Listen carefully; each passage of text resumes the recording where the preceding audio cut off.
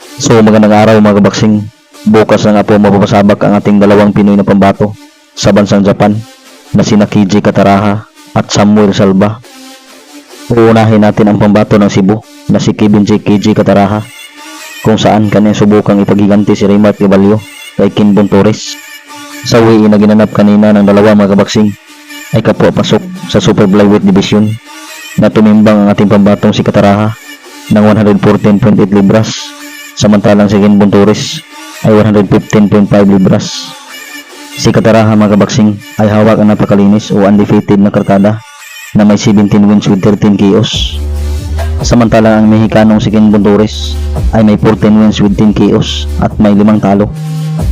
Samantalang sa isa pang Pinoy na sasabak bukas mga kabaksing ay subukan ni Samuel Salva na magpakilala sa bansang Japan, kung saan kanyang magkasagupa ang former world champion na si Yodai Shigeoka na may kartadang 8 wins with 5 KOs at may 1 talo lamang. Matatandaan natin mga kabaksing na itong si Yodai ang may-ari ng WBC noon, kung saan inagaw ni Melvin Jerusalem. Sa weigh-in nila kanina mga kabaksing ay kapwa-pasok ang dalawa sa minimum weight division, kung saan tumimbang si Shigeoka ng 106.7 libras, samantalang ang ating pambatong si Samuel Salva ay 106.3 libras. Si Salva ay may boxing record na 20 wins with 13 KOs at may 1 talo lamang. So good luck at atin pong suportahan ang ating dalawang Pinoy na lalaban bukas mga kabaksing sa bansang Japan.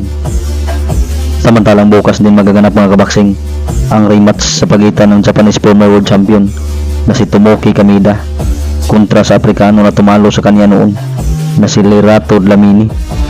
Sa kanilang weigh-in ay kapwa-pasok ang dalawa sa featherweight division na tumimbang si Kameda ng 125.7 libras, samantalang si Dlamini ay 125.2 libras.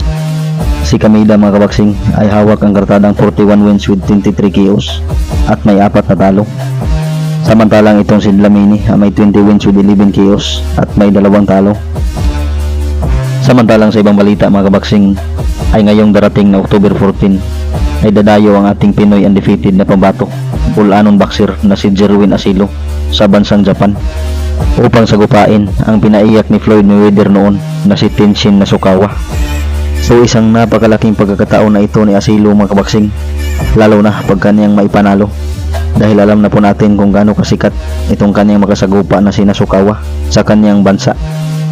Ang dalawa mga kabaksing ay parehong undefeated.